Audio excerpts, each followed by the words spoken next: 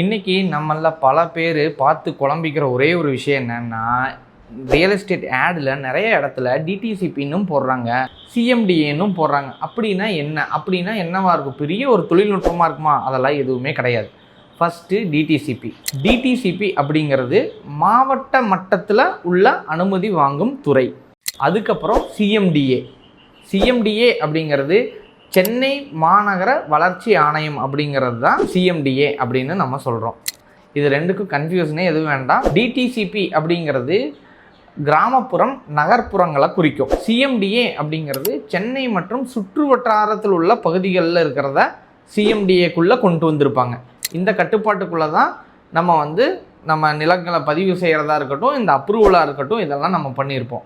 இதை தான் நிறைய பக்கம் ஆட்லேயோ இல்லை டிவியில் பார்த்தாலோ இதை நீங்கள் டிடிசிபி அப்ரூவ்டு இருக்குதா, இல்லை அப்ரூவ்டு இருக்குது அப்படின்னும் சொல்லுவாங்க. அதுக்கப்புறம் சிஎம்டிஏ அப்ரூவ்டு இருக்குதா அப்படின்னும் சொல்லுவாங்க. சென்னை லிமிட்டுக்குள்ளே வந்தால் சிஎம்டிஏ, டிடிசிபி அப்படிங்கிறது கிராமப்புறங்கள் நகர்ப்புறங்களில் வாங்கக்கூடிய ஒன்று.